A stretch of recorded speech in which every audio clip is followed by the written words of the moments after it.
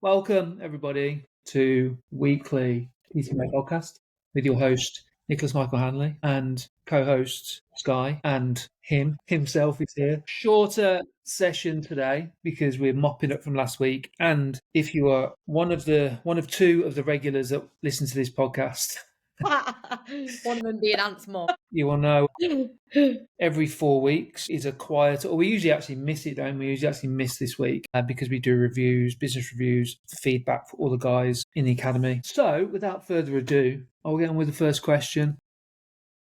Okay, we ready? Sky, your internet is gash. No, it's not me. Anthony, when are you bringing guests on the podcast? And who would you want to bring on? Not in the plans. I'm not sure. Add everyone, haven't we? Yeah, but once Nick's out the way with, we're having a bit of a change of roles and responsibilities. So once Nick's out the way with this last event / quarterly meetup, I'm taking over that side of things, which means that listen, we're both not very good at networking and both not very sociable. But I am slightly more sociable than Nick and better at networking. So what I'll do is I'll go out more and speak to more people and may get more people on the podcast. But what that question I say insinuates is that he's fucking sick of us, Nick. That's what I thought. I don't blame him.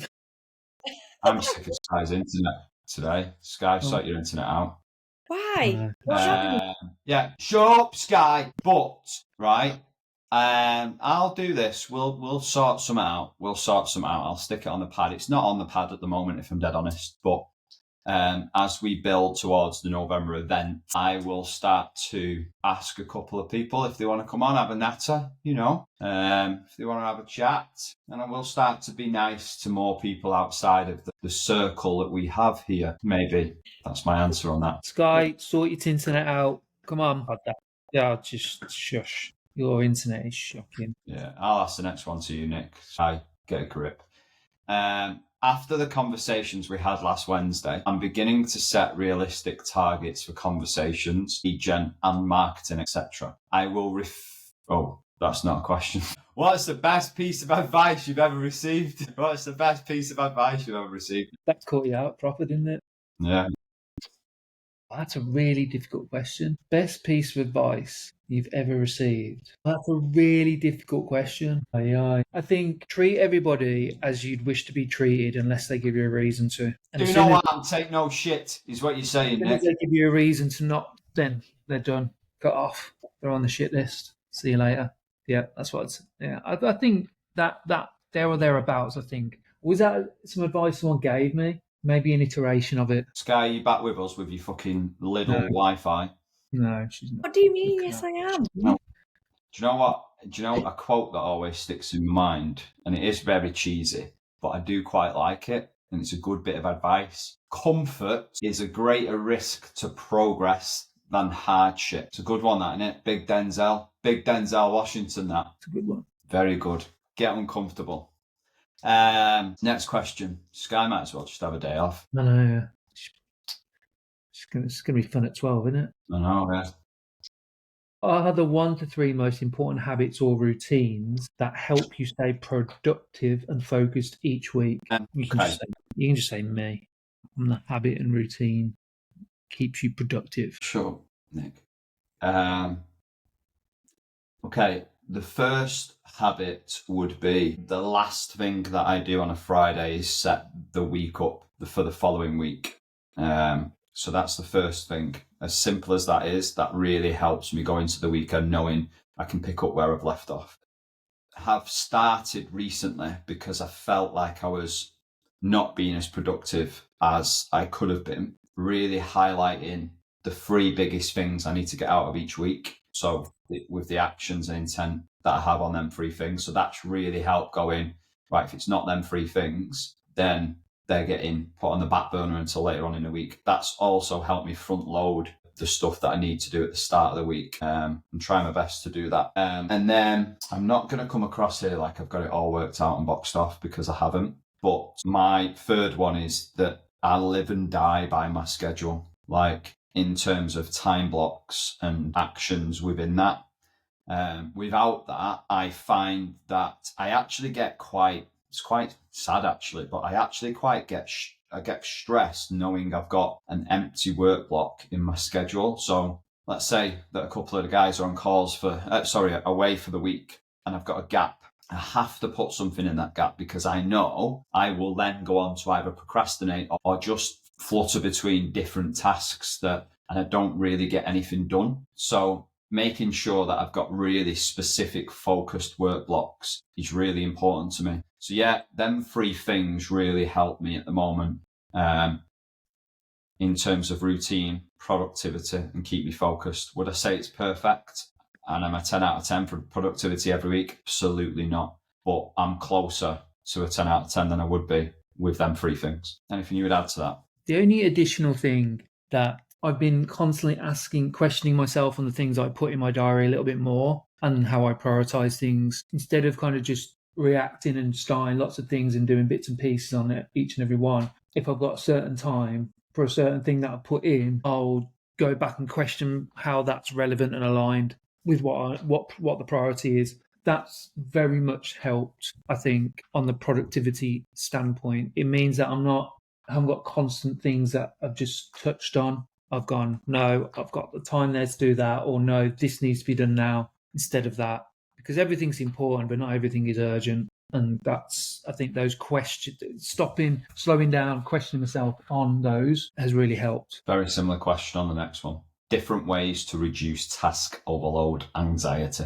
Yeah, it would be that. It definitely would be that. 100%. Like, I think, first of all, if I've got, listen, a business lives and dies by the fact that you bring in leads and sales in, and you retain your current clients in a lead-based business like we do. So if you think of the fundamental things we need to do from that standpoint, well, if you're in a growth phase, you need time and focus on bringing people into the business. That's got to be an urgent and important thing that you do consistently. What is directly aligned with that? You need to retain the clients that you've got. What do you need to do that? And everything else obviously just needs to come back fall in line to the back of the pile. But those 2 things are front loaded in the week first. So again, I would always kind of sit down if I've got that list of things and ask myself those questions like, no, what is the goal? What is directly aligned with that goal? And because what you'll want to do are the things that you like to do and things you find easy and the things that aren't hard slogs.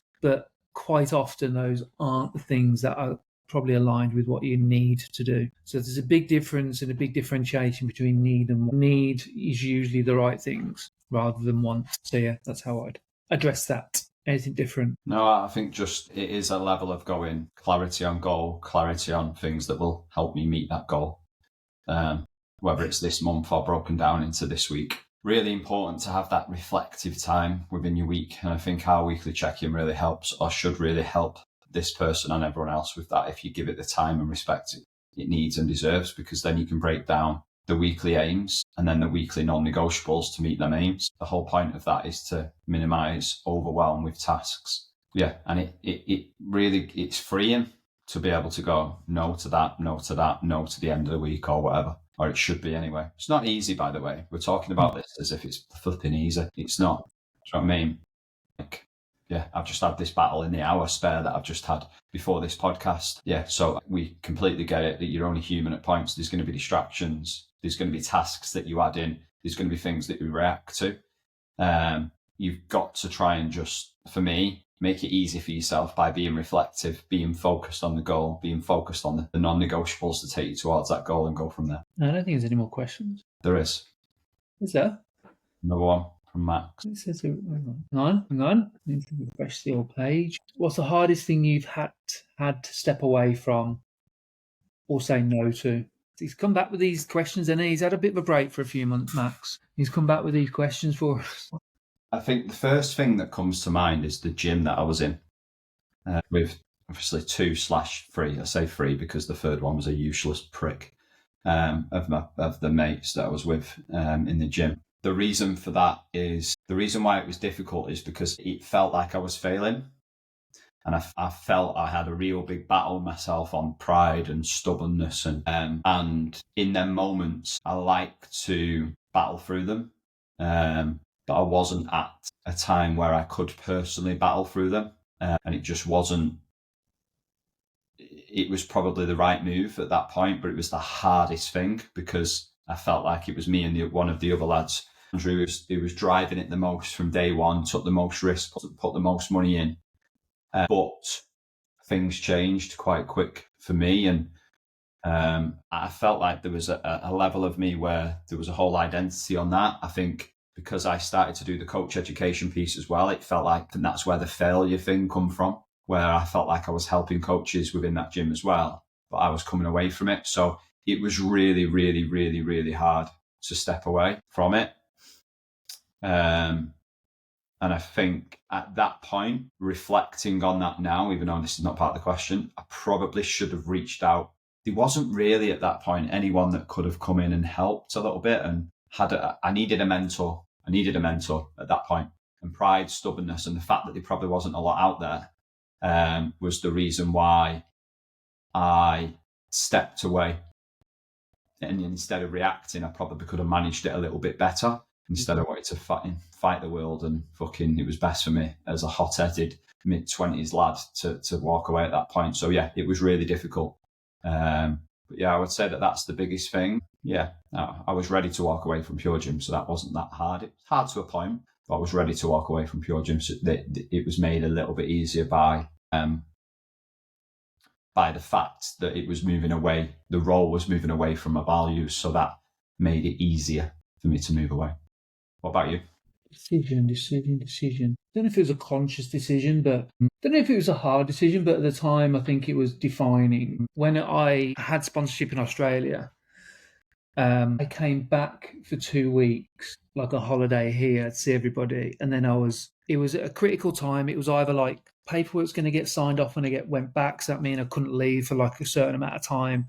I can't remember the exact details, but I think it was about 2 or 3 days prior to me going back. My flight was paid, like I paid for my flight, blah, blah, blah. And I had a phone call, and I was on a night out, and I had a phone call from the guy that I work for. Basically said my sponsorship wasn't valid anymore. And so I had a decision to either stay or go back. So I went back and worked a little bit more. Someone say it. I figured out a way of staying there for another year or so, and then I had to go. But that was probably, I think it was it a hard decision? Yeah, it probably was a hard decision at the time. Yeah, that was probably it. I've got another question for you. There's been this wave of awareness on social media led by a couple of people around not necessarily needing sales calls, and it was the best thing that they've ever done for their business by not having them. I had a little rant about this on my stories the other day, and I might do a post on it because I think it's, in my opinion, and I'm not trying to come at this with a fixed mindset, it can be quite damaging because, yeah, for many reasons that I'm expecting you to go into. But what do you think of that, and what do you think people should take from that? I think it's all about context, to be honest with you, because there are certain businesses, models, services that probably don't require a sales call. And it really depends on the level of service that you're positioning, in my opinion. Like if you have a incredibly specific product that solves a very specific problem that people go through, and there's phases and stages, and there's no negotiation around how you're going to then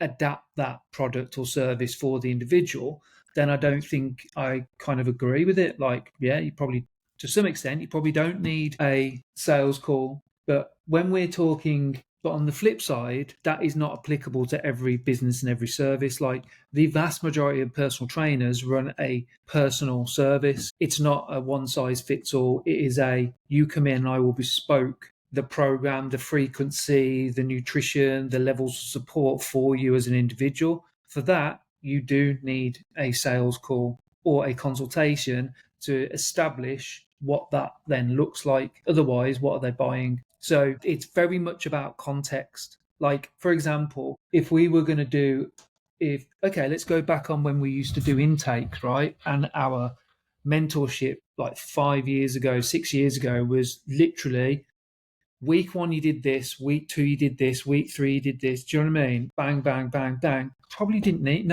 didn't need a sales call for that. Do we need it now? Yeah, because it's a completely bespoke service. So it's very you need context behind it. And I think when people are, I don't know who you're talking about. When people are talking about this, I think they need to put context behind that. It's exactly the same as a PT standing there and sitting there going, no one needs to do cardio. Nobody needs to count calories. Nobody needs, they're absolutes. There's context, isn't there? So, yeah, that's my kind of viewpoint on those things. And yeah. Thanks, Nick. My pleasure. Any closing thoughts? Any closing thought? My closing thoughts are when you're on social media and listening to all these different pieces of advice, I think one thing that I'd say is that probably everything that you see on social media to a certain degree is right, but also wrong. So just like I said there, you can't take things at face value. You need context behind it. And people are saying these things because they know business is hard and people are vulnerable. And people, when they're vulnerable, will have a knee-jerk reaction of working away or moving away from pain. Hence the short-term gratification that a lot of business owners, particularly obviously coaches who we work with, gravitate towards. So when you see knobheads with a £500,000 formula in a PDF or a don't do sales call, just do this, you need fucking context behind it and just realise that. Obviously. If someone had it... No, Karen, you do more. If someone had a formula of making 500 grand, they wouldn't be giving it away. What's that? That's my great. That's my closing thoughts. That's the best outro ever. Well done. See you in a bit.